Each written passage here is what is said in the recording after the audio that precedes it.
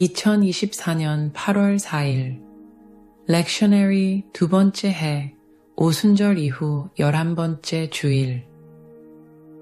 오늘 본문 말씀은 요한복음 6장 24절부터 35절 말씀입니다. 무리가 거기에 예수도 안 계시고 제자들도 없음을 보고 곧 배들을 타고 예수를 찾으러 가버나움으로 가서 바다 건너편에서 만나 랍비여 언제 여기 오셨나이까 하니 예수께서 대답하여 이르시되 내가 진실로 진실로 너희에게 이르노니 너희가 나를 찾는 것은 표적을 본 까닭이 아니요 떡을 먹고 배부른 까닭이로다. 썩을 양식을 위하여 일하지 말고 영생하도록 있는 양식을 위하여 하라. 이 양식은 인자가 너희에게 주리니 인자는 아버지 하나님께서 인치신 자니라. 그들이 묻되 우리가 어떻게 하여야 하나님의 일을 하오리이까? 예수께서 대답하여 이르시되 하나님께서 보내신 이를 믿는 것이 하나님의 일이니라 하시니 그들이 묻되 그러면 우리가 보고 당신을 믿도록 행하시는 표적이 무엇이니이까? 하시는 일이 무엇이니이까? 기록된 바 하늘에서 그들에게 떡을 주어 먹게 하였다. 함과 같이 우리 조상들은 광야에서 만나를 먹었나이다. 예수께서 이르시되 내가 진실로 진실로 너희에게 이르노니 모세가 너희에게 하늘로부터 떡을 준 것이 아니라 내 아버지께서 너희에게 하늘로부터 참 떡을 주시나니 하나님의 떡은 하늘에서 내려 세상에 생명을 주는 것이니라. 그들이 이르되 주여 이 떡을 항상 우리에게 주소서. 예수께서 이르시되 나는 생명의 떡이니 내게 오는 자는 결코 줄이지 아니할 터이요 나를 믿는 자는 영원히 목마르지 아니하리라. 오늘 본문 말씀은 사람들이 예수님을 찾아서 배를 타고 가버나움으로 온 것부터 시작을 합니다. 지난주에 무리들이 예수님을 강제로 왕을 삼으려 할 때 예수님이 그들을 피해 혼자서 산으로 가셨다고 말씀드렸습니다. 그리고 기다리던 제자들은 예수님이 오지 않자 혹시나 혼자서 건너편 가버나움으로 가셨나 하고 배를 타고 바다를 건너가다가 바다 위로 걸어오시는 예수님을 만나 같이 가버나움에 도착했다고 말씀드렸습니다. 그런데 아직도 오병이어의 기적의 장소에 있던 무리가 이제 예수님도 안 보이고 제자도 안 보이니까 그들도 혹시 예수님이 가버나움으로 가셨나 하고 예수님을 찾으러 배를 타고 가버나움에 갔습니다. 그런데 예수님이 거기에 계시는 겁니다. 분명히 자기들은 제자들이 예수님 없이 배를 탄 것을 보았는데 가버나움에 와보니 예수님이 있는 겁니다. 물론 예수님이 물 위로 걸어 배로 가신 것을 그들은 못 봤습니다. 그래서 묻습니다. 선생님, 언제 여기 오셨습니까? 이 말에는 오병이어의 기적을 행하신 예수님을 찾았다는 기쁨과 함께 많은 기대감으로 예수님을 환영하는 모습이 보입니다. 그런데 예수님은 그들의 환영을 달가워하지 않으십니다.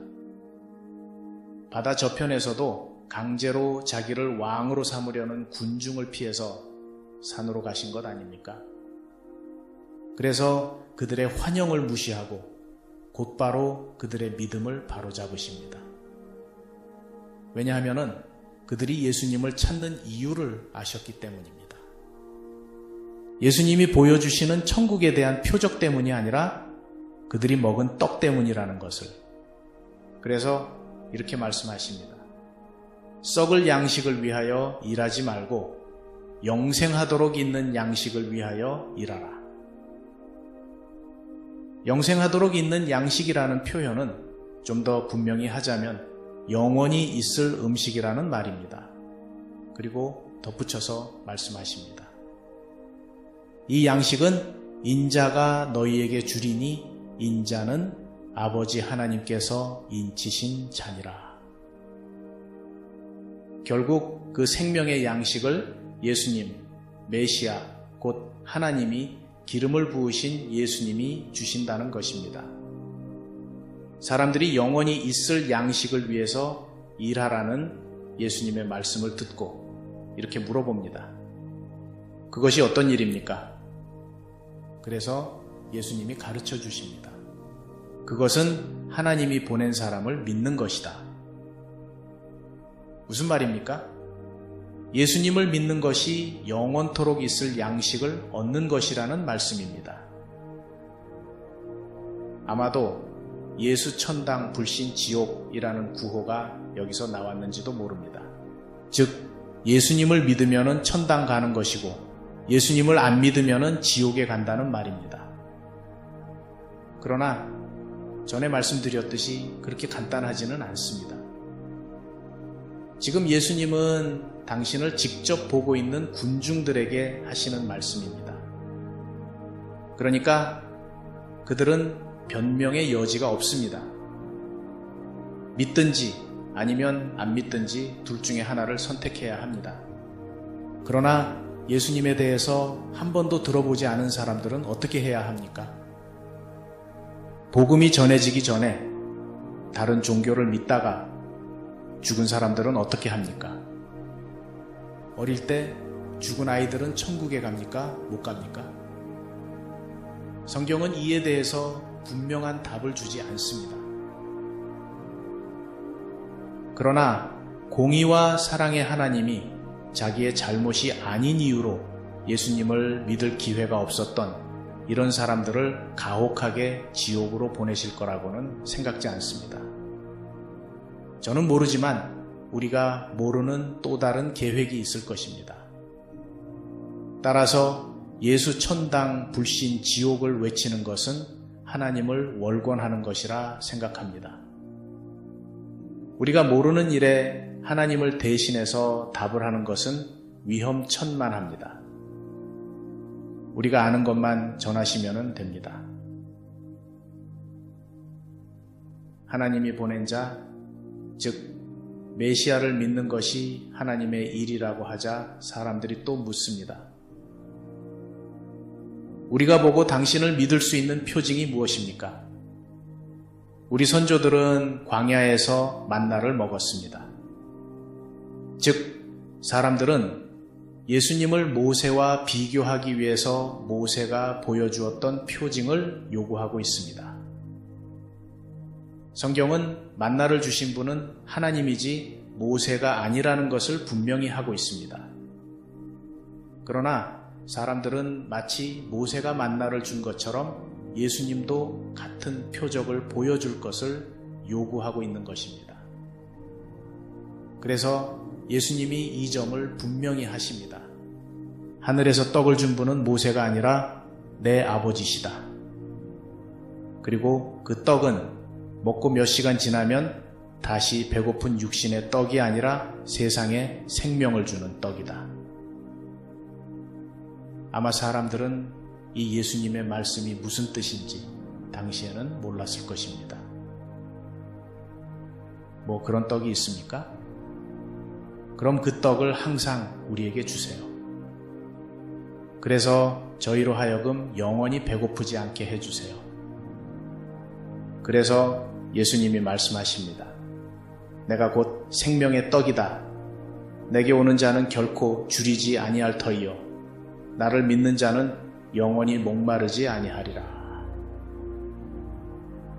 이 말씀에는 상당히 상징적인 의미가 많이 담겨 있습니다. 음식이란 입으로 먹는 것을 말하는 것인데 생명의 떡은 어떻게 먹는 것일까요? 사람들은 입으로 들어가는 음식을 달라고 했는데 예수님은 자신이 생명의 떡이라고 하십니다. 그럼 생명의 떡은 어떻게 먹는 것일까요?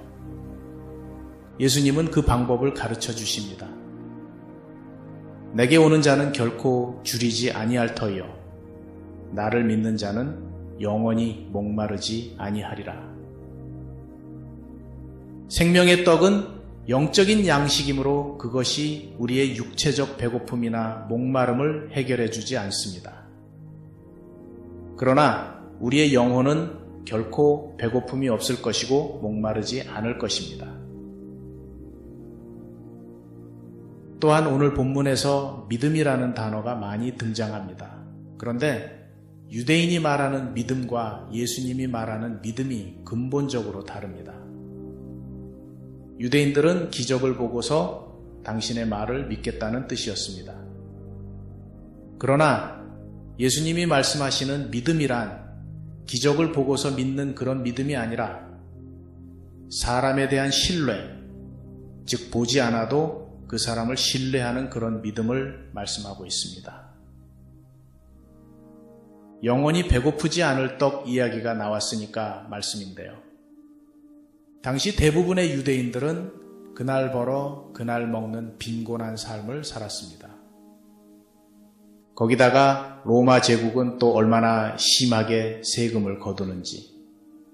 그래서 그들은 빈곤에 지쳐 있었고 먹을 것에 항상 굶주려 있었습니다. 영원히 배고프지 않을 떡 이야기는 그 사람들에게는 귀가 혹하는 이야기였습니다. 언제나 잘 살게 되어 잘 먹을 수 있을까 하는 질문이 그들에게는 가장 중요한 관건이었습니다. 그래서 예수님을 따라다녔던 것입니다. 유대인들이 그랬듯이 혹시 우리 중에 예수님을 믿으면 잘 먹고 잘 살 것이라고 믿는 분은 없겠지요? 그래서 교회 나오시는 분은 없겠지요. 아직도 그런 분이 있다면은 그것은 제가 잘못 가르친 탓입니다. 그러나 적어도 실로암 교인들은 그런 사람이 없으리라 믿습니다. 지난주에 어느 식당 주인 부부와 영업시간 이후 문 걸어 잠그고 늦게까지 저녁 식사를 하면서 이런저런 이야기를 했습니다. 아직 교회를 정규적으로 나가는 분은 아닙니다. 오히려 교회에 대해 상당히 좋지 않은 감정을 많이 가지고 있습니다. 그래도 솔직하게 그런 이야기를 저에게 해주는 것이 감사하더라고요. 교회에 대해서 잘 몰라서 그럴 수 있다는 선입관과는 달리 교회에 대해서도 성경에 대해서도 꽤나 잘 알고 있더라고요. 그 중에 그분이 이런 이야기를 했습니다.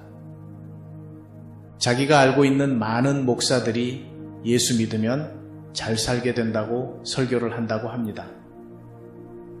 그런데 자기가 보기에는 그렇게 말하는 목사들은 전부 미신적인 기복신앙을 말하는 가짜 목사들이라고. 언제 예수님이 자기를 믿으면 부자 된다고 그렇게 이야기를 했느냐고. 성경에 어디에 그렇게 쓰여 있냐고. 언제 예수님이 자기를 믿으면 이 땅에서 잘 먹고 잘 산다고 했느냐고. 이렇게 교회 안 다니는 사람도 그건 가짜라고 알고 있는데 소위 목사라는 사람이 아직도 그런 번영 신학을 이야기하고 다니는지, 그리고 거기에 혹해서 잘 살아보려고 교회에 다니는 사람이 있다는 것이 참 신기합니다. 그렇다면은 기독교가 남묘호량 개교와 다른 것이 뭐가 있습니까? 선앙당에서 비나이다 비나이다 하는 미신과 다른 것이 뭡니까? 신앙이 깊어지면 우리가 왜 교회에 다니는지 그 이유도 깊어집니다. 그것은 교회 다니면 하나님이 부자 되게 해주시기 때문이 아닙니다. 로또 당첨하게 해주셔서가 아닙니다. 처음에는 친구 따라 강남 간다고 친구가 가자고 해서 왔다가 복음을 듣습니다. 성령님이 그 마음속에 믿음을 주셔서 이제는 예수님이 참 하나님의 아들이라는 것을 믿게 됩니다. 하나님에 대해서도 점점 알아갑니다. 이제 하나님을 알게 되면 현재 내가 처한 상태와는 상관없이 하나님을 신뢰하게 됩니다. 그래서 하나님 앞에 참 마음으로 예배를 드리게 됩니다. 그러다가 하나님이 우리를 부르신 이유를 깨닫게 됩니다. 그래서 나에게 주신 달란트를 가지고 하나님 나라를 교회를 통해서 이루어가는 일에 봉사하게 됩니다. 인생의 목적이 생기니까 사는 것이 즐거워집니다. 마음에 평안이 찾아옵니다. 이웃을 위하는 마음이 생깁니다. 이렇게 변한 모습을 보고 친구가 또 따라서 교회에 나옵니다. 하나님 나라는 이렇게 한 사람 한 사람씩 변화되는 과정을 통해서 이루어집니다. 예수님은 기적을 통해서가 아니라 이렇게 우리를 통해서 하나님 나라를 이루기를 원하십니다. 그 식당 주인 부부는 2주일 전에 아침 8시에 와서 개업 예배를 드려달라고 저에게 부탁을 했었습니다. 다른 사람은 아무도 없고 주인 부부와 저의 부부 4명이서 간단히 개업 예배를 드렸습니다. 주인 남자는 밤새도록 일을 하느라 개업 예배하는 중에 눈을 지그시 감고 있어서 저는 너무 피곤해서 졸고 있나 보다라고 생각했습니다. 그런데 지난주에 식사를 하면서 그러더라고요. 그 이른 아침에 오셔서 개업 예배를 드리고 축복 기도를 해주셔서 너무나 감사하다고. 졸고 있는 줄 알았는데 들을 것은 다 들었더라고요. 그러면서 그 아내가 하는 말이 지금은 가게가 단장을 새로 하고 그랜드 오프닝을 해서 이것저것 할 일이 많아 바쁘지만 동생이 와서 도와주기로 되어 있다고요. 그래서 동생이 오면 실로암 교회에 등록하고 참석하겠다고 했습니다. 나와봐야 아는 거지만 저는 우리 교회에 나오라는 말은 한 번도 하지 않았는데 그렇게 말을 해주니 참 감사했습니다. 저는 조급해하지 않으려고 합니다. 처음 시작부터 성령님의 인도하심으로 여기까지 왔다고 생각합니다. 그래서 그 성령님이 때가 되면 믿는 자의 숫자를 더해 주시리라 믿습니다. 기도하겠습니다.